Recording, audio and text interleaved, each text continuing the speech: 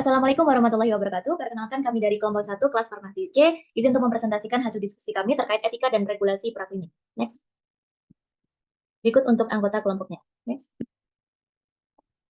Dalam studi kasus ini, yakni Anda bekerja di sebuah perusahaan farmasi yang sedang mengembangkan obat baru untuk hipertensi. Perusahaan tersebut berencana untuk melakukan uji praklinik menggunakan model hewan, yakni tikus. Namun sebelum memulai penelitian, perusahaan harus mengajukan proposal ke komite etika hewan untuk mendapatkan persetujuan. Next. Pertanyaan pertama, yakni apa prinsip-prinsip etika yang harus diterapkan dalam desain uji praklinik ini? Jawabannya adalah dalam peraturan tersebut dinyatakan bahwa penanganan hewan uji harus dilakukan oleh tenaga ahli yang kompeten sesuai dengan prinsip Good Laboratory Practice atau GLP serta menerapkan prinsip etika penelitian hewan laboratorium yaitu dengan 3R, replacement, reduction, dan refinement. Hal ini dijelaskan menurut peraturan BPOM nomor 20 tahun 2023. Kemudian hal tersebut didefinisikan atau dijabarkan oleh peraturan Lembaga Ilmu Pengetahuan Indonesia atau LIPI di nomor 19 tahun 2019 di mana replacement atau penggantian ini mengacu pada metode mensubstitusi hewan coba dengan model lain seperti program komputer, culture cell, atau hewan coba dengan tingkatan sensitivitas lebih rendah. Kemudian yang kedua yakni reduction atau pengurangan, melibatkan strategi menggunakan jumlah hewan minimal tanpa mengurangi kualitas data atau berupa pengurangan perlakuan penelitian yang menimbulkan sakit dan stres. Dan yang terakhir yakni refinement atau perbaikan, yakni modifikasi sistem pemeliharaan atau prosedur penelitian untuk meningkatkan kesejahteraan hewan atau meminimalisir sakit dan stres. Selanjutnya, pertanyaan kedua, apa saja pedoman regulasi yang harus diikuti selama proses uji praklinik ini? Selama proses uji praklinik pengembangan obat baru antihipertensi dengan menggunakan hewan uji, ada sejumlah pedoman dan regulasi yang harus diikuti untuk memastikan keamanan, keefektifan, dan etika penelitian. Berikut beberapa pedoman yang relevan. Yang pertama, pedoman etik dan kesejahteraan hewan uji, 3R prinsip, replacement, reduction, and refinement, menekankan penggantian penggunaan hewan, atau jika memungkinkan, pengurangan jumlah hewan uji, dan penyempurnaan metode penelitian agar hewan tidak menderita. Ethical clearance, peneliti harus memperoleh persetujuan dari komite etik hewan yang memantau kesejahteraan hewan tidak menderita.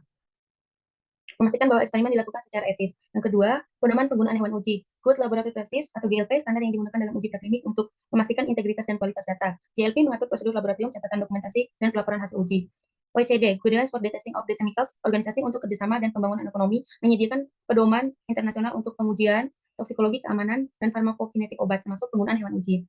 Yang ketiga, pedoman toksikologi dan keamanan obat ICH, Guidelines International Council for Harmonization ICH memberikan pedoman terkait studi toksisitas yang diperlukan untuk uji preklinik, seperti toksisitas akut, subkronis, dan kronis, serta dampak jangka panjang pada organ target. FDA Guidance for Industry untuk AS, atau EMA, European Medicines Agency, Guidance untuk Eropa. Pedoman ini mengatur bagaimana studi preklinik harus dilakukan, termasuk uji toksisitas, farmakokinetik, dan penentuan dosis aman pada hewan sebelum diuji pada manusia.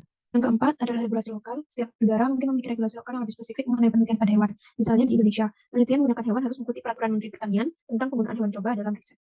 Instansi lokal seperti Lembaga Ilmu Pengetahuan Indonesia atau LIPI dan Badan Pengawasan Obat dan Makanan atau BPOM juga mengatur penggunaan hewan dalam penelitian biomedis. Yang kelima, yaitu pengawasan dan audit. Internal dan eksternal audit, seperti laboratorium yang melakukan penelitian hewan uji harus mematuhi audit internal maupun eksternal untuk memastikan bahwa penelitian mematuhi pedoman yang berlaku, baik dari segi etika maupun regulasi.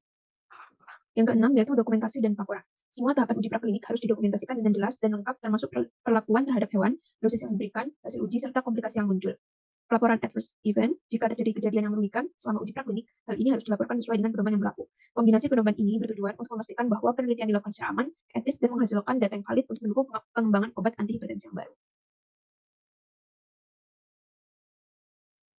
Selanjutnya, apa saja persiapan yang perlu dilakukan sebelum mengajukan proposal ke komite etika?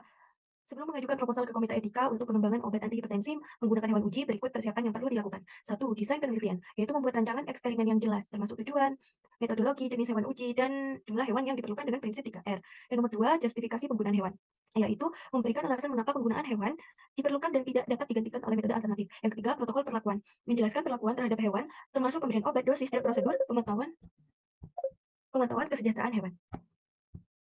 Kemudian yang keempat ada potensi risiko dan manfaat. Jadi dia mengidentifikasi risiko terhadap hewan dan cara meminimalkan penderitaan serta manfaat yang diharapkan dari penelitian. Kemudian yang kelima ada pelatihan dan kualifikasi tim. Memastikan anggota tim memiliki pelatihan yang memadai dalam penanganan hewan dan prosedur eksperimen. Kemudian yang keenam, ada dokumentasi pendukung, yaitu menyertakan izin laboratorium, fasilitas uji, dan standar operasional yang diikuti. Misalnya, Good Laboratory Practice. Nah, persiapan ini membantu memaksimalkan proposal sesuai dengan standar etika dan ilmiah. Baik, berikut untuk daftar pustakannya. Sekian dari kelompok kami. Terima kasih. Wassalamualaikum warahmatullahi wabarakatuh.